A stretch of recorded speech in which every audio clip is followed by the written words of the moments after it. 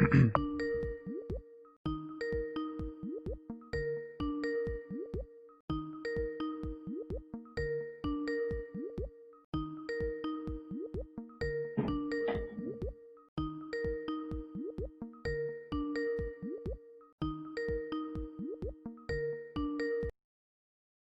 good morning. Good morning. How are you? I'm very good. How about you? Pretty good as well, thank you. Great. So let me write down your names. Okay, so I am with Valeria, right? Yes, correct. Right. Let me try to call Angie and Kelly again. Okay.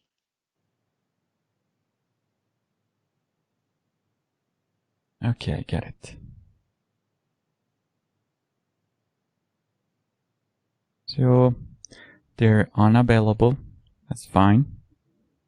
I'm gonna share my screen, and I'm gonna please ask you to mute your microphone as I'm talking.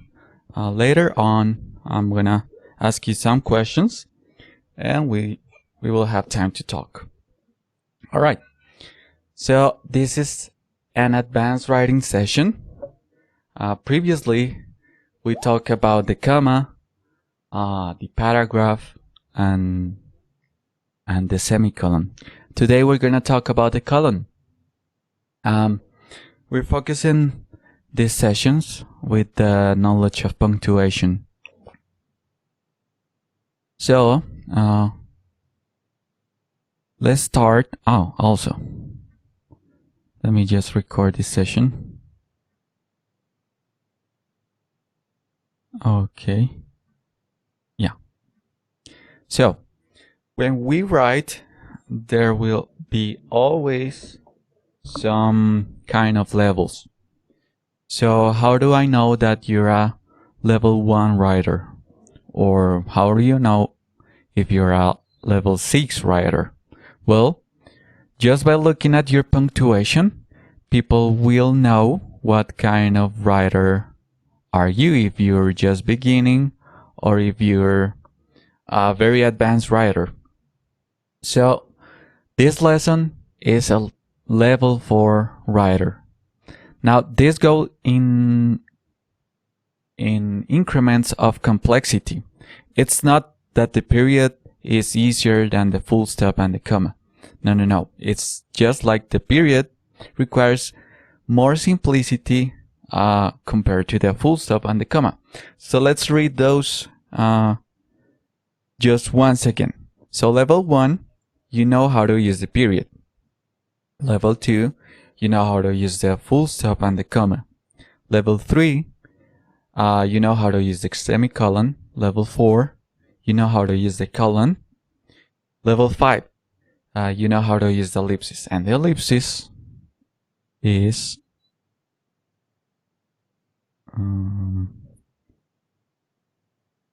3 periods.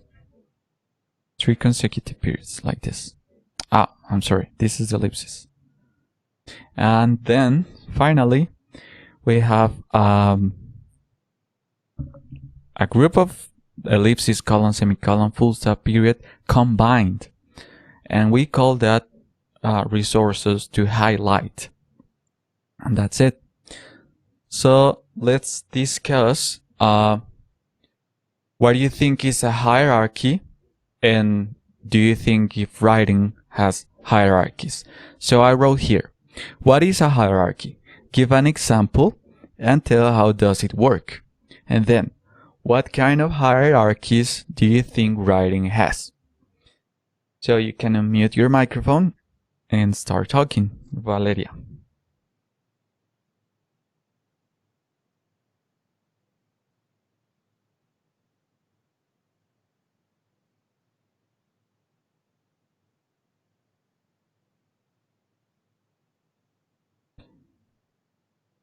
You hear me? Yes, I hear you. Okay, it's because my computer was stuck for a moment. Oh. Okay, so a hierarchy is like describe a process in order So, for example, the things that are in first step, second step, and third step. And an example could be when you are trying to categorize something or process, when you are talking about process. So use a hierarchy to like follow the steps. Okay, like a tutorial. Yes, it could be. It could be. But can you give me an example about follow the steps? Oh my God, let me think. Because I'm blank. Well, for example, when you are going to, I don't know, to use a device, a gadget. So the steps will be like, for example, turn on the gadget, put the password, and connect to or log in to an account and start working or something like that. That's the first thing that comes to my mind. Okay, that's a very good example. And how about what do you think? What kind of hierarchies do you think writing has? For example, when you are going to describe events, so it has like, for example, in a story, it has like a beginning. Well, I don't know how to say in English, como nudo desenlace, I don't know, but that will be like the hierarchies, like the structure of the story that you're going to tell. So it has to be organized and all the ideas have to be connected. Okay, very well. That's also very good. Thank you. Okay, now let's continue with Angie. Angie, please tell me what is a hierarchy? Hi. Hello.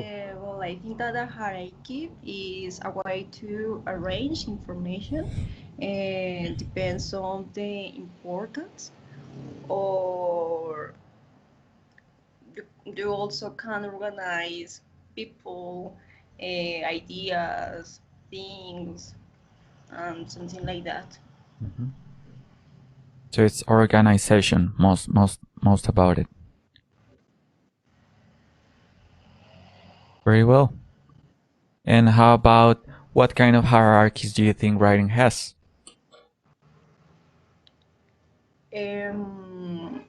Well, maybe when you want to write some test, you can organize your ideas first with a hierarchy, or well, also with a mental map is a possibility, or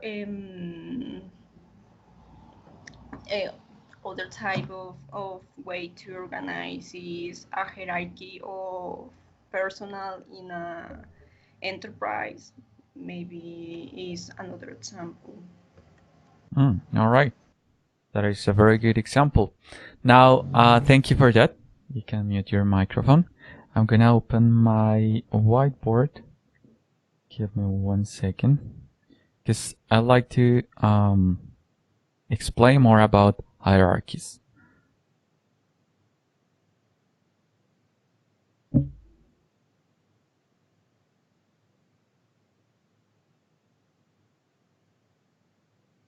Okay, so hierarchies. So most of you talk about order, and I like this conceptualization is following the steps.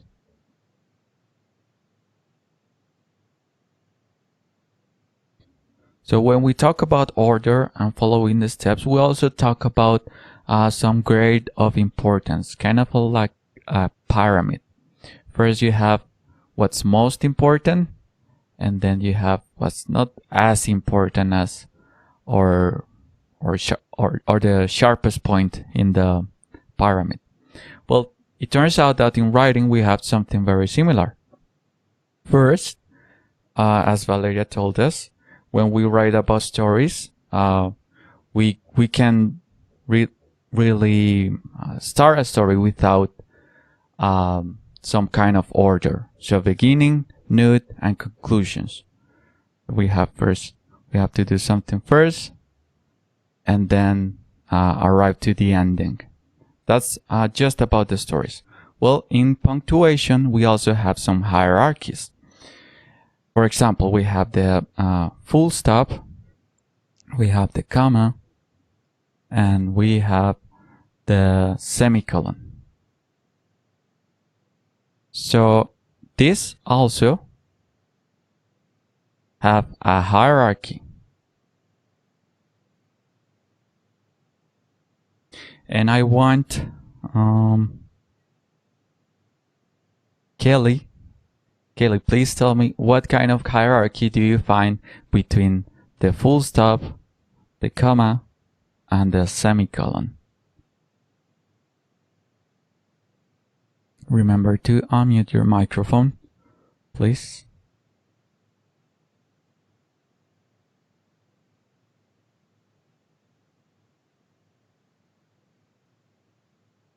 Kelly.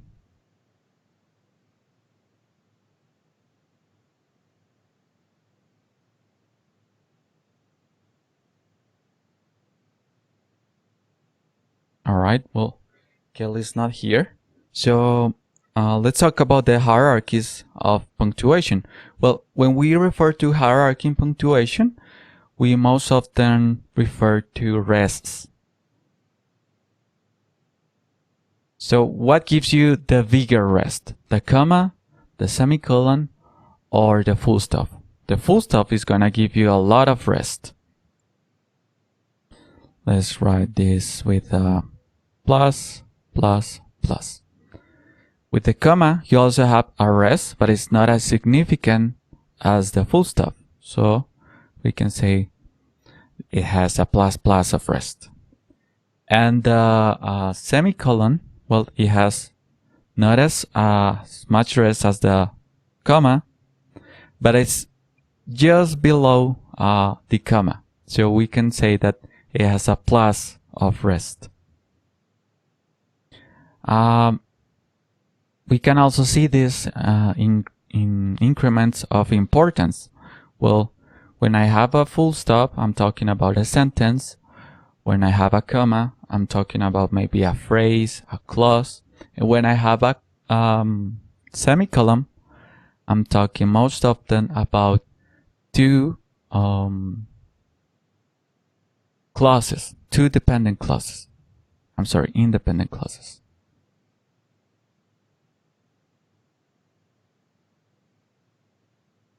And that's it for hierarchies. I wanted you to comprehend that before we start talking about the colon. So the colon. A colon is a mark of punctuation that appears within a sentence. So keep this in mind, appears within a sentence. Never use a colon at the end of a sentence. Sometimes you can use an independent clause to explain, add to, or clarify the meaning of another. You should separate these clauses with a colon. So let's look at this example. We have Stephen King has been busy. He has written more than 27 novels since 1974. So where do we find the colon? Well, the colon is exactly between the two clauses. Right here. Let's analyze the first clause and also the second clause. We have Stephen King has been busy. Can I say this and people will require more information about that sentence? Stephen King has been busy. Yeah, I can say that. And it sounds as it has enough information. Why do I say it has enough information? Because we have a subject right here, Stephen King, and we also have a verb, has been. And we even have a complement. We can say this is a sentence. It's a subject, verb, and complement. We call that an independent clause.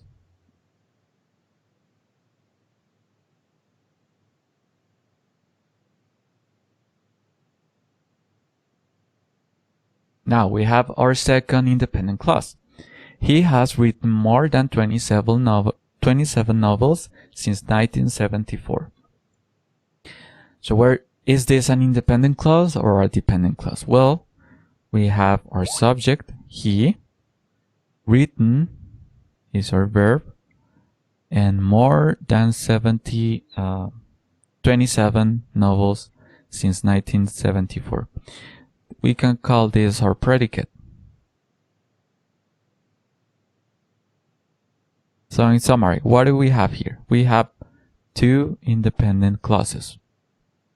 And when we have two independent clauses, we can most likely use the colon. Never use the colon at the end of a sentence. This is itself a sentence. So I should never start using the colon right here and make up another clause. So before we continue, I'd like you guys to give me an example of an independent clause. I'm gonna write it here on the chat. Give an example about an independent clause.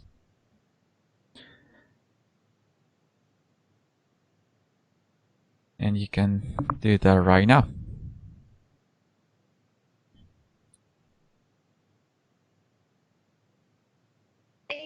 Sorry, I have a question.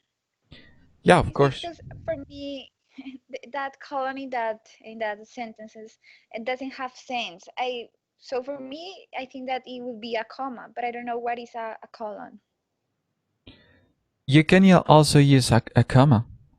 However, as you're introducing more information about what actually Stephen King has been doing, you need to use the colon. With commas, most of the time you should use commas in the vocative form, referring, for example, right here I have Stephen King, and I can use a comma right here. This is called the vocative comma. Okay. So I know it's kind of it's not very clear right now, but as we go with more slides, you're gonna understand. So before we do that, please give me an example of independent clause.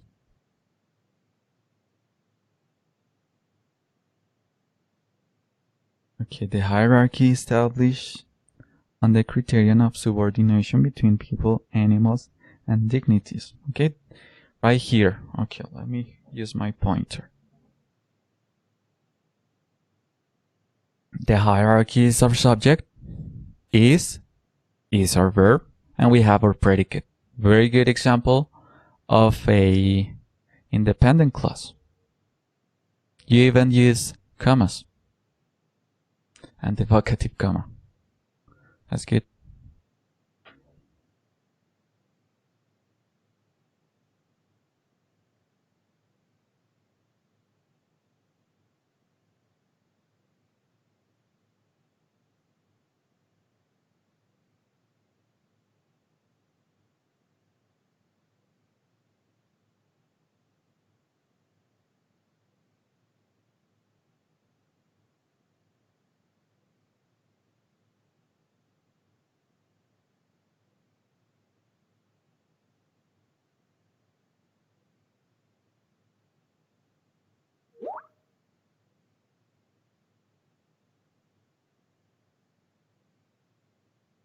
Yeah, Valeria, it is interesting learning about punctuation.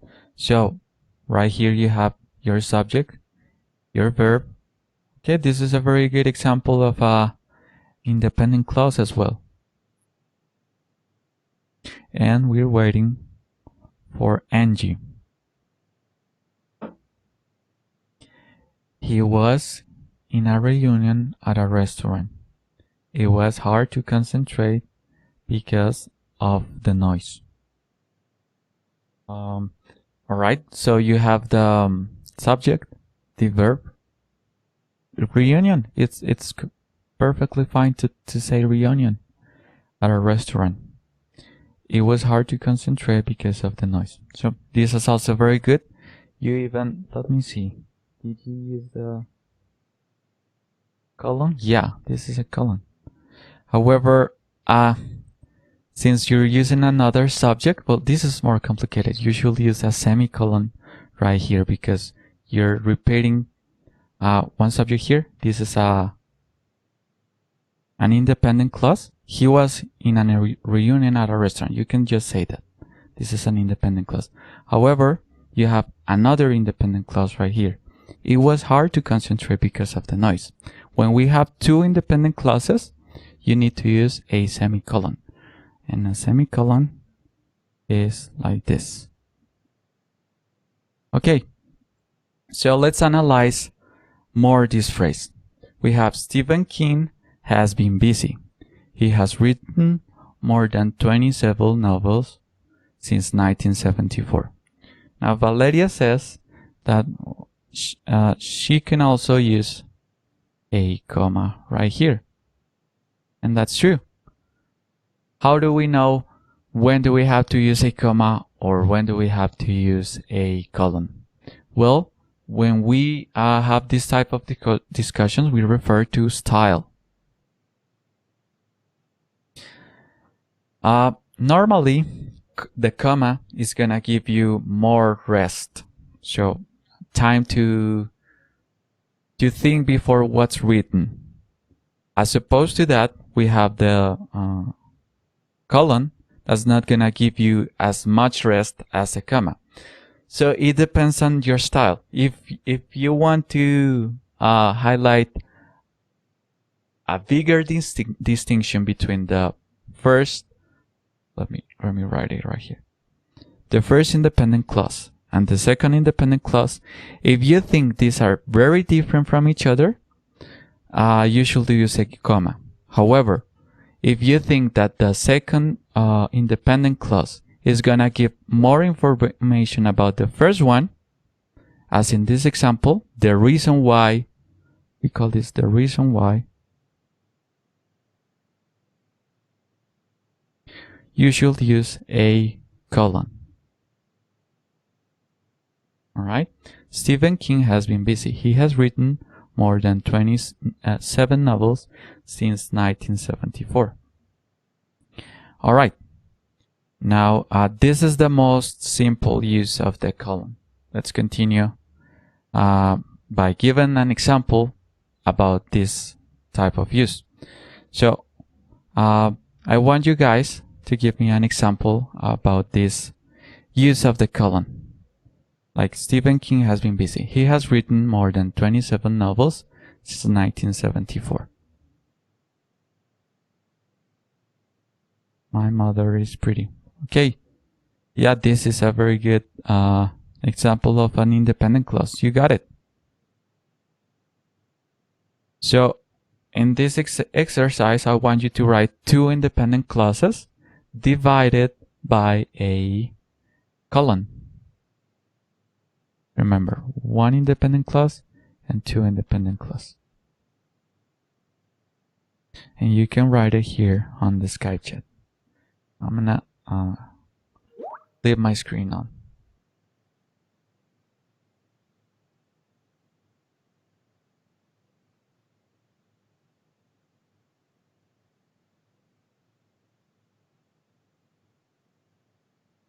Example of an independent clause.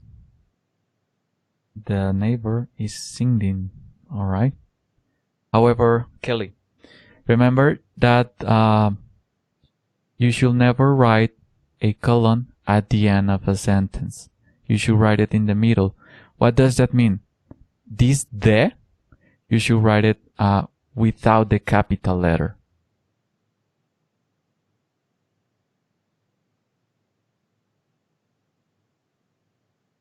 I'm gonna write it.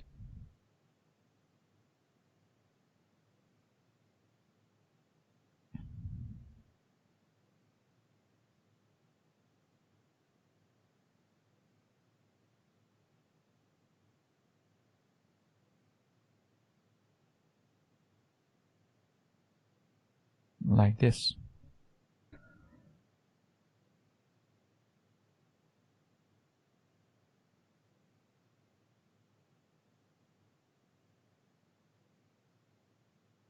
Okay, and I want also Valeria and give me 1 second.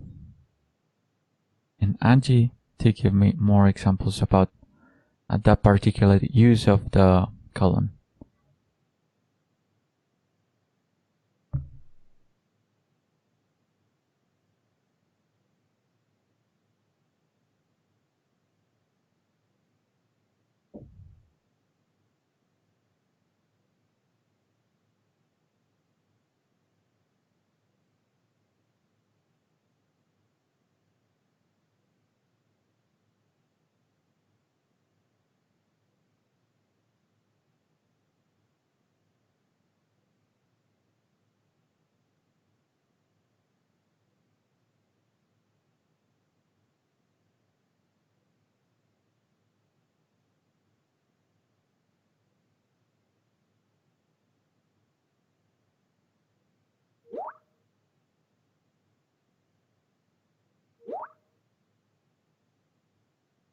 Okay.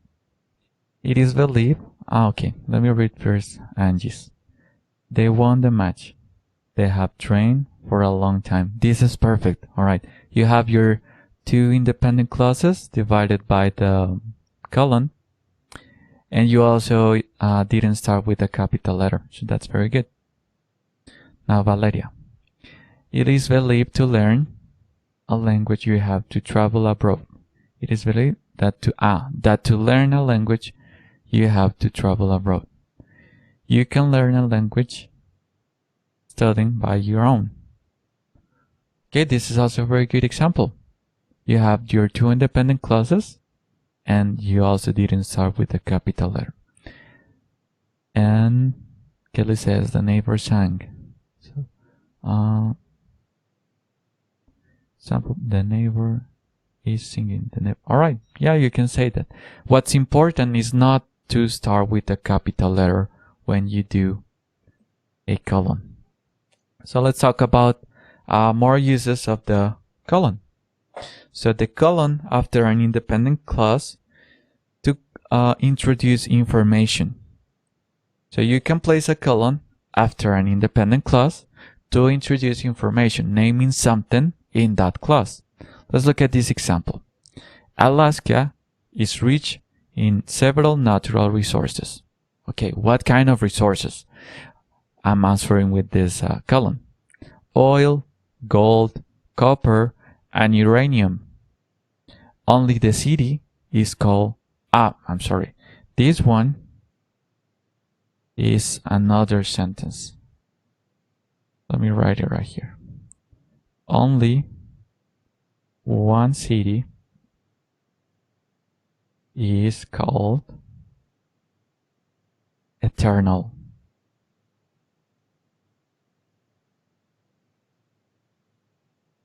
Rome. Notice why I'm starting with a capital letter. What is the reason I'm starting with a capital letter? And I want Valeria to please tell me, why do I use a capital letter in that case? Because it's the name of a place. So the names of cities or countries have to be with capital letters. Perfect. Very well. Thank you. So when we have the name of a place,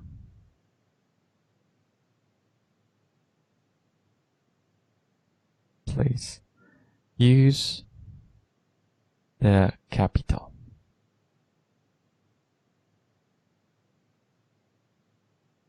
All right. So we use an independent clause to signal more information about what that independent clause is talking about. That, in other words, refers to what. So in this example, Alaska is rich in several natural resources. What kind of resources? Well, when I'm answering to that question, I use the colon.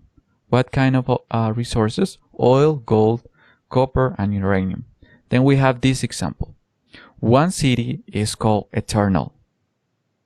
What city? And I will use a colon for that. And then I write Rome. All right? That's another use we have for the colon.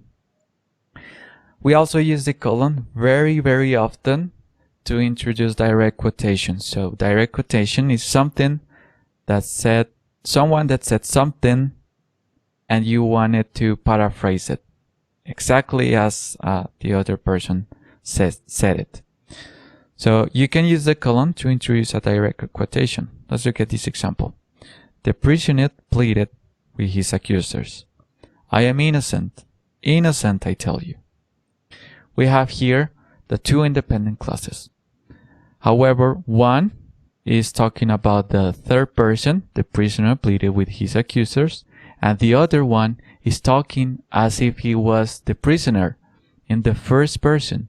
I am innocent. Innocent, I tell you. For this reason, as I'm quoting what the prisoner said, I need to use quotations. However, as I'm introducing the quotations to what the prisoner said, according to my writing, I need to use the colon. However, this is very important because we can introduce quotations that are part of a sentence, and we can introduce quotations that refer to what we just talked about. In this case, I'm using the information that I know about the prisoner, and then I say what the prisoner said. Let's look at these examples. Don't use a colon to introduce a direct quotation if that quotation is needed to make the sentence you're writing complete. So the Pope wrote that to err is human versus the Pope wrote that to err is human. And for this, I want, give me 1 second. Angie, which one do you think is correct? This one or this one? And why? The first sentence. Pope wrote that to err is human because it's a quotation, and the rule said that don't use a colon to introduce a direct quotation. Okay, yes. In both we are using direct quotation. However, there's a big difference between these two. And well, I want to see if anyone can notice that. Valeria, do you know the difference between these two? Yes. Tell me about it. Well, the difference is that one has a column, but as Angie said, here appears that when we have a quotation, we don't have to use a column before the quotation. So which one is correct according to you? The second one. Okay, and that will be correct. The second one. Very good. I like that explanation. So the reason we know this is a complete sentence is because we have that. And when I write that, I need to follow that with something. So the people wrote that, and I cannot use a colon right here because I'm splitting the sentence. It will be like doing this. So I don't have to do that. Instead of that, I need to leave the sentence complete because this quotation right here is part of this subject. The Pope wrote that to err is human. We're gonna see a comparison of that. Let me clean my ink. Okay, before we move that, I want you to make an example using a sentence that has quotation marks. And remember, this one is correct. And well, this one is the easiest. If you want to do that, it's fine. So give me, girls, an example about this use of the colon.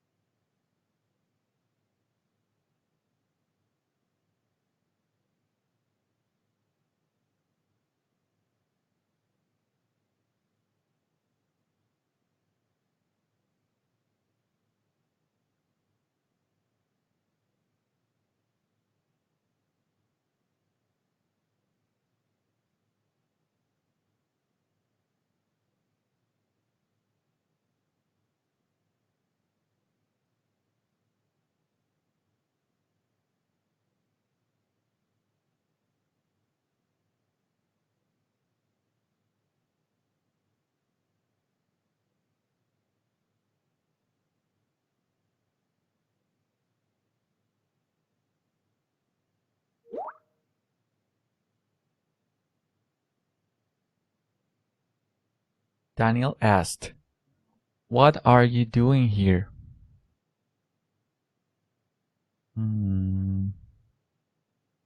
What are you doing here?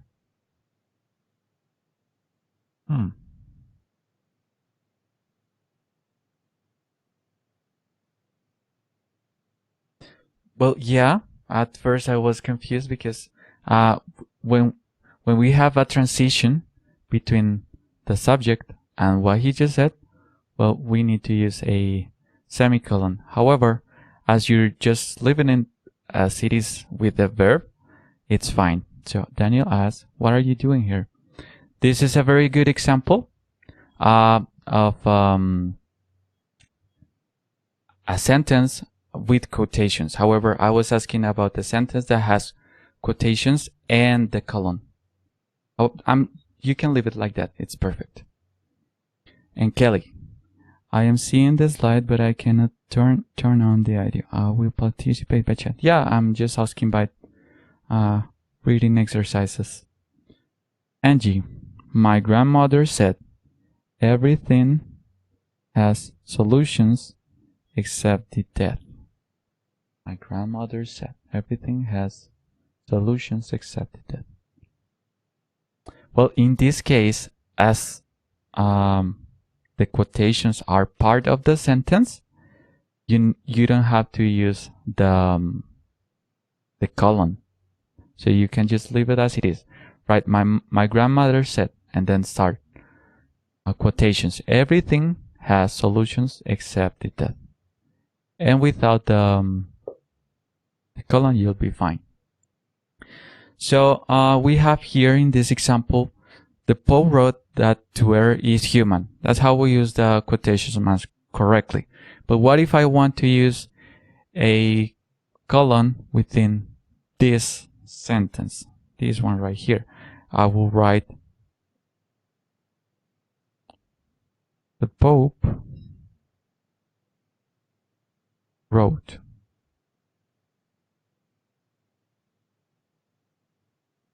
And then I open my quotations. To err is human. Why do I use a colon right here? Because I'm no longer using a transitional word. This is called a transition. And a transition always will require me to connect the second independent clause to the first independent clause. All right.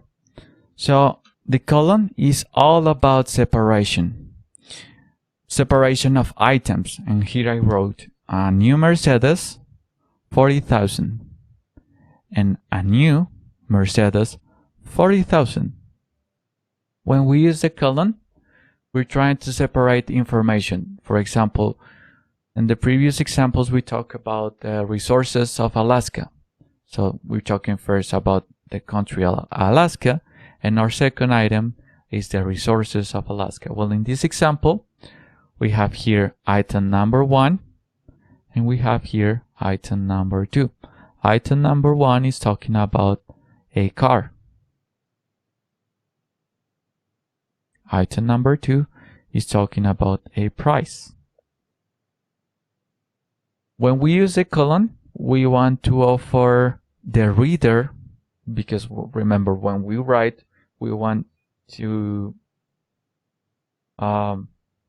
explain as much as we can without the need of ourselves. With all we just need is the writing.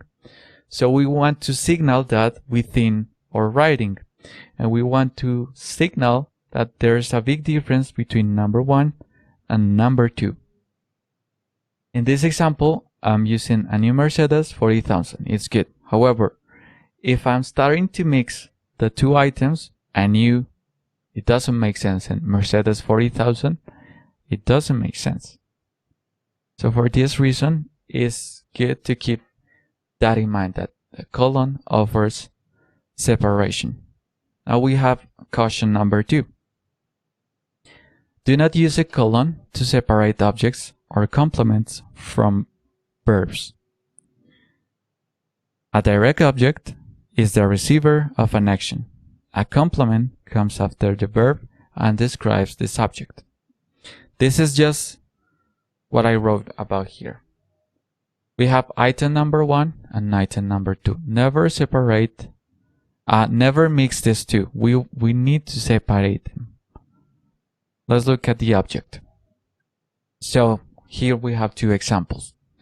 She bought a saw, a hammer, and a drill versus she bought a saw, a hammer, and a drill.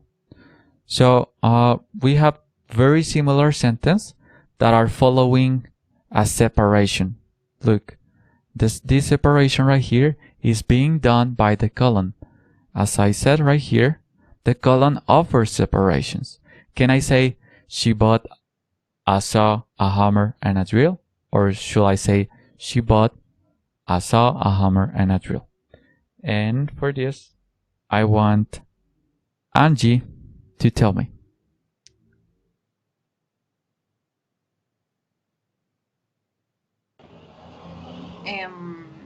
In this case, I think that is she bought a saw, a hammer, and a drill, the second one. Okay, and why is that? That's good. Because is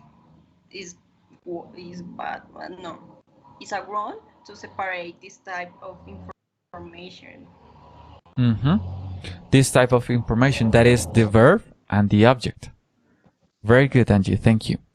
So when we have what is it called, this type of verb? Transitive.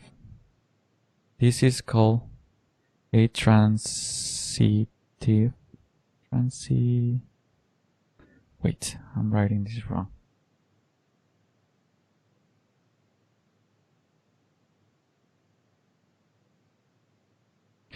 This is a type of verb that requires an object.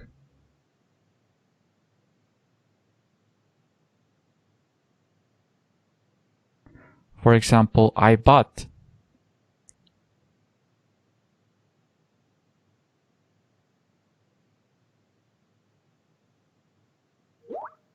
Can I say just I bought? No, I need to say what did I buy. I bought a saw, a hammer, and a drill. Well, when I need something to add more information to that verb, we call that the object.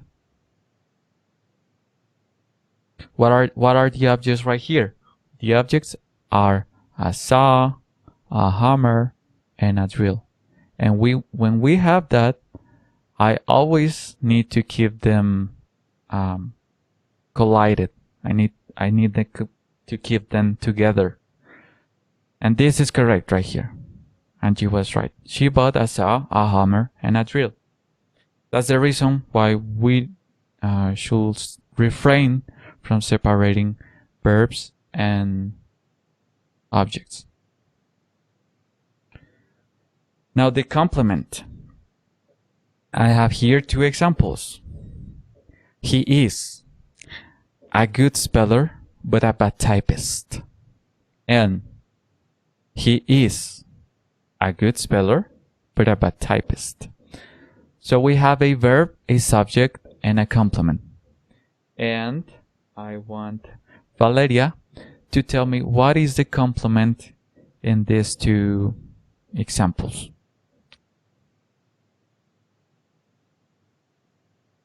Okay, well, in this example, the complement is bad typist. Very good. So, why is it a complement? Sorry, can you please repeat it?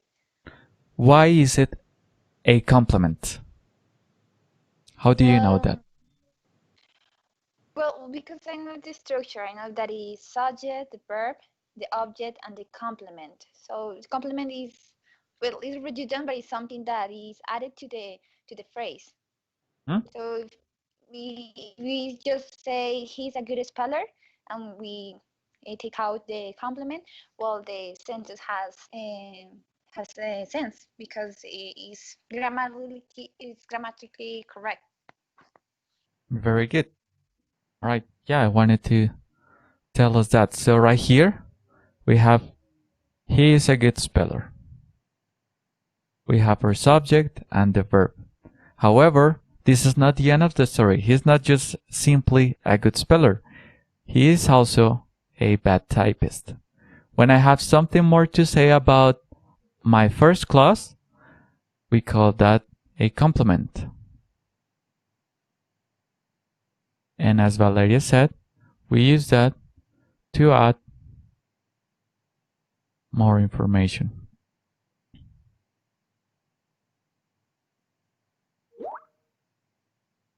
And girls, you will be very surprised, but this type of sentence is very common among language learners. I don't know the specific rules of the colon in Spanish. I know that some uses are different because we manage the clauses quite different from English.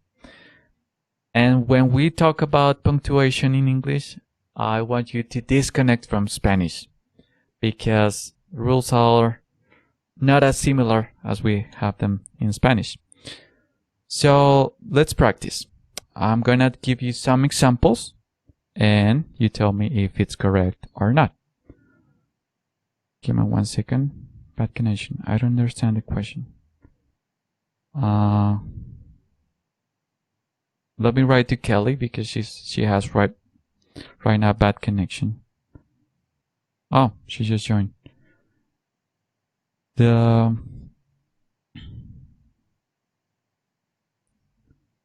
will be at the end.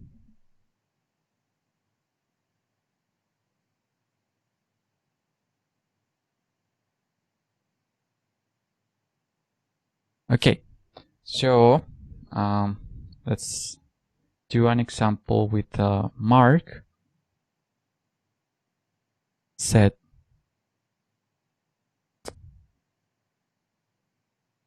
I am tired.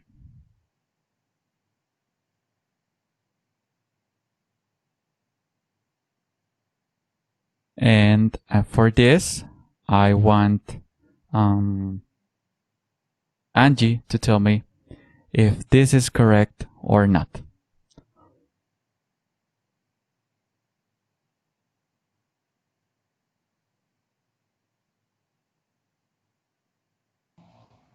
Well, I think it's right, but I'm not sure. Don't worry about that. How about Mark said that he is tired.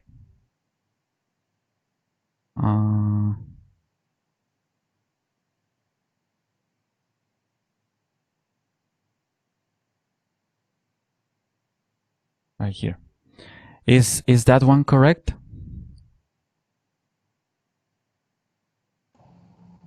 Well, if I contrast these two examples, I suppose that in the second one, that is like a connector. It's connecting. Very good. Very good. But in first one, it is needed to write down something that connects this quotation, maybe a call. That's right. Well, in this example, we can say, we can change this with Lisa. So I really like that you notice this dot. This dot is signaling a bigger connection between these two. In that case, I don't need a colon. So this will be right. Now, knowing that this is right, do you think this one is correct or incorrect? The first one. Mark said, I am tired.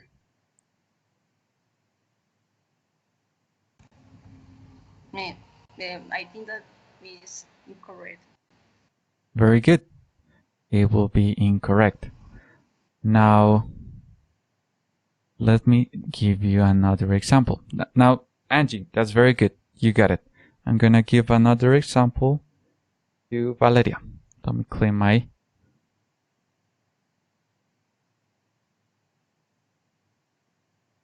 slide. So let's say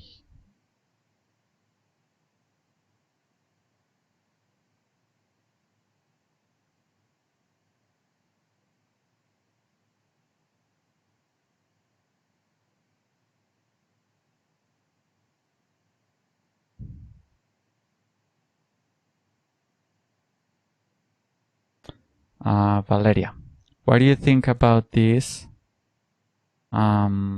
sentence? Is this correct? Do I have a correct use of the colon? Yes, I think so. Okay, that will be correct. And why do you think is correct? Well, I don't know. Well, I understand like this the use of this colon in this sentence is like you're given like a description. So I don't know how to explain it, but Mm-hmm. I'm gonna give you another example so you can explain that up a little bit easier. okay.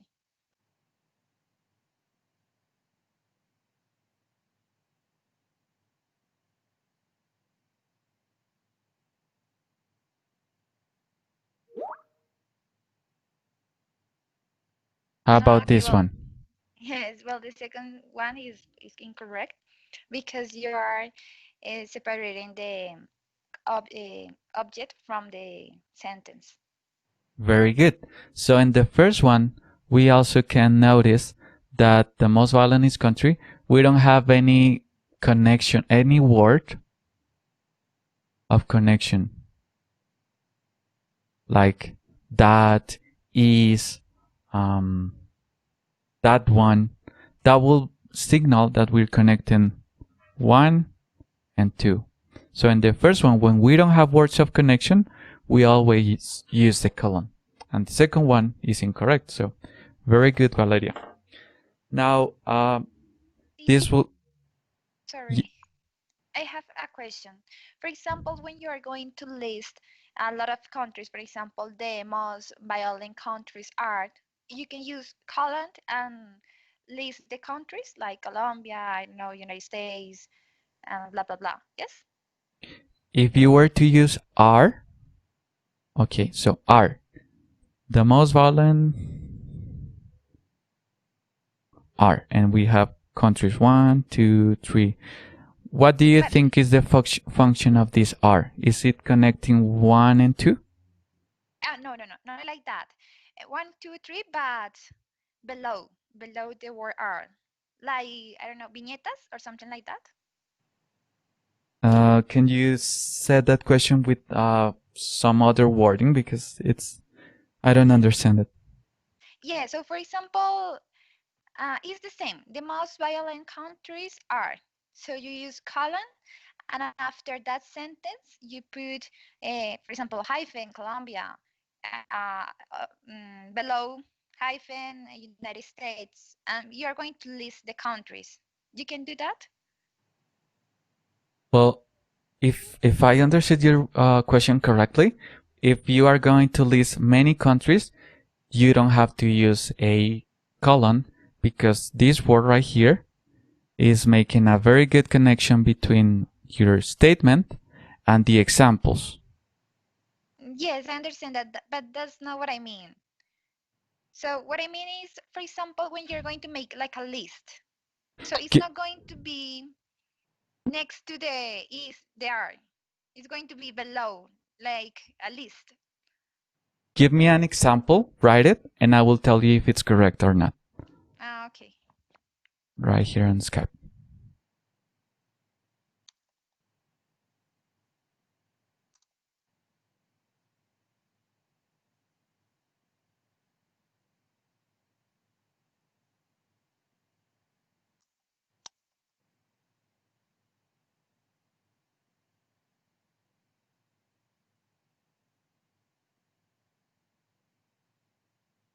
Something like this.